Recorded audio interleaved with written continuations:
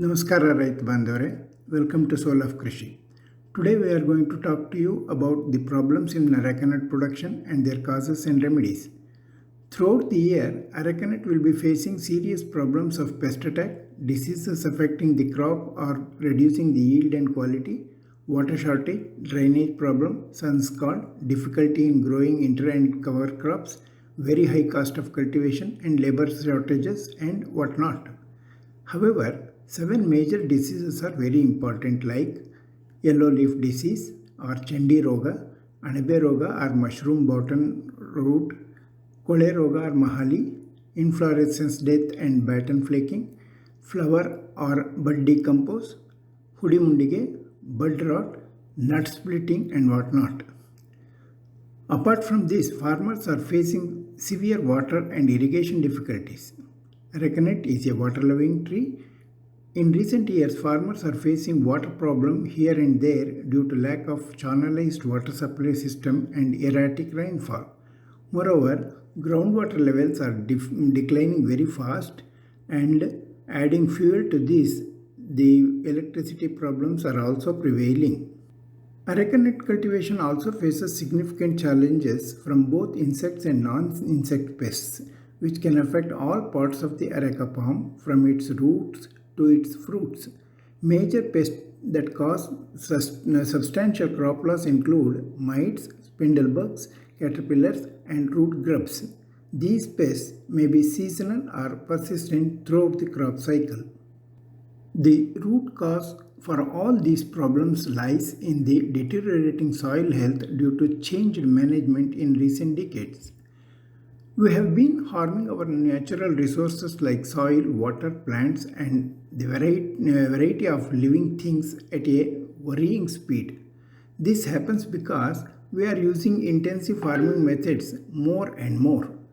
That means we are changing how we use the land, using too much fertilizers without balance, not adding enough natural wastes or manure to the soil, and not using specific ways to protect the land. Because of these practices, the health of the soil is getting worse and the land is becoming damaged in a way that cannot easily be fixed. On top of that, we are using more and more pesticides which are polluting the soil and water. This has made scientists to look for ways to control diseases in the soil without harming the environment or costing too much money. These diseases are hard to control and stop crop from growing well.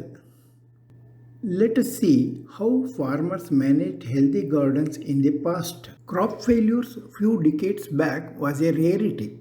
This is because the indigenous methods of garden management were ecologically sustainable, suitable to arecanut gardens. Pests and diseases were within the economic threshold and did not affect the crop yields. Problems emerged late in the last 30 to 40 years because farmers started giving up indigenous practices and shifted towards modern agriculture methods of using fertilizers, pesticides, following pure crops, etc. In the past, farmers regularly applied tank silt during summer months. Deep digging of soil during summer months was a regular practice to provide aeration to the tree roots and drainage. Maintained few animals like cows, goats, etc. in the garden. They generated manures and applied sufficient manures and used no fertilizers. They grew multiple crops within the garden such as pepper, beetlevine, banana, vegetables and some fruit crops within the garden and cycled the residues within the garden. Overall, the farming was sustainable and profitable. When fertilizers were made available, intensification increased. Farmers gave up maintaining animals in the garden, gave up summer digging, and application of tank silt became very difficult, shifted towards following sole crop of arecanut, and stopped intercrops, mixed crops and cover crops, and residue recycling ceased. Due to this shift, the soil health was badly affected. The useful microbes in the soil disappeared and disease pathogens dominated and resulted in diseases affecting the yield of the crop and enhanced the pest load in the gardens. We are caught in a precarious situation. We will not be able to go back to the old system due to severe labor shortage. Animals cannot be managed in the gardens because of labor shortage. Residue recycling stopped. Availability of manure has drastically reduced. Pests and diseases became severe, and use of pesticides has increased with no point of return. As a result, the arecanut farmers face crop losses and is becoming uneconomical to maintain a garden. Many traditional arecanut farmers are giving up farming and moving out. Under these circumstances, what is the way out? The success in future lies in recovering the health of the soil. Once the soil health is brought back to the original or better status, the trees become healthier and become fit to fight against the diseases and pests. Soil health is essential to plant health because soil's biological, physical, and chemical properties play an important role in growth and nourishment of plants.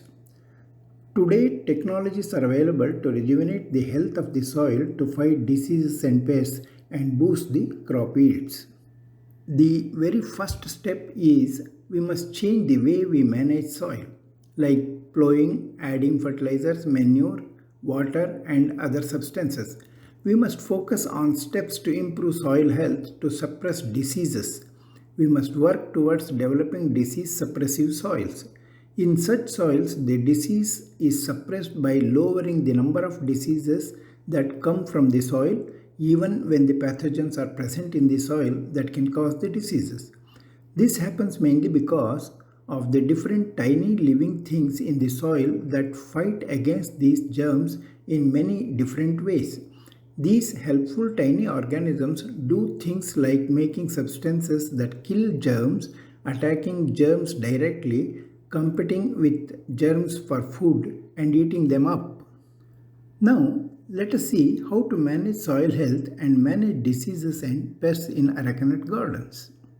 Successful arecanut plantations in India requires meticulous attention to each stage from selecting healthy quality seeds to implementing proper nutrient management and disease control. By following guidelines suggested by soulofkrishi, farmers can ensure healthy, robust arecanut growth, contributing to sustainable and thriving cultivation practices in the arecanut gardens. First, regularly maintain field sanitation practices like collection and destruction of the infected nuts, dried branches, shed nuts, and the crowns of the palms affected by bud or crown rot. Take them out of the garden and burn and put the ash back into the garden. Second, we recommend digging of arecanut gardens during summer months to provide increased air circulation in the root zone of the crop and good drainage of water. Thirdly, to the possible extent, apply tank silt during summer months, which helps in improving soil health and enhance fertility and carbon content of the soil. Fourth point, in the beginning of pre-monsoon season, in the month of April and May, apply 1 kg of lime in the basin of the tree, mix well and irrigate so that it dissolves in the soil. It increases soil pH and reduces disease-causing pathogen population in the soil. Fifth point, apply areca microbial consortium, a product developed by IIHR Bangalore, at the rate of 50 ml per tree during the beginning of first showers in May and mix well with the soil. Apply sufficient organic manures to each of the trees, about 50 kg per tree. After 15 days, apply 50 grams of boric acid to each tree and mix well with the soil. Repeat application of AMC in the month of October-November when rain ceases. Sixth point, apply Areca Actino Plus at the rate of 50 grams per tree once a year and mix well with the soil. Both AMC and ACT contain highly useful microorganisms that help in suppressing diseases, improve soil health, and mobilize plant nutrients very efficiently. During July-August, apply about 25 grams of bordo mixture to each tree. Apply recommended fertilizers, not more nor less. but reduce nitrogen application by 50% in diseased gardens till trees recover. Spray bordo mixture at the rate of 1% while opening of female flowers. A second spray should be taken up after 20 to 25 days. If diseases again appear during monsoon, repeat spray when you get rain-free time. Follow minimum or zero tillage. This stimulates microbes and decomposes organic matter. Over time, this enhances the organic matter in the soil and improves the soil health considerably. Cultural practices such as cultivation, mulching, and intercropping play a vital role in the arecanut plantation method. Depending on the region, these operations help maintain soil fertility, moisture, and overall plant health. Adequate mulching, regular weeding, and proper irrigation are essential for optimum growth. In addition to that, follow intercrop, mixed crop, and cover crops as practiced in the earlier days by growing beetle vine, pepper, banana, vegetables, and many other crops. Follow crop rotations in the intercrops and cover crops. This will break pest cycles and manage weeds and reduce use of fertilizers. Cover crops enhance soil organic matter and through their biomass. In addition, cover crops such as nitrogen-fixing legumes and add nitrogen to the soil, and crops that host mycorrhizal fungi expedite the return of good fungus to the soil.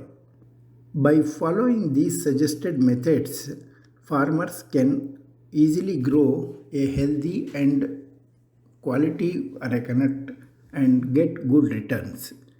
If you need any further information, please contact soulofkrishi or call me at 944-981-6282. I repeat, 944-981-6282. Thank you. Dhanyavad.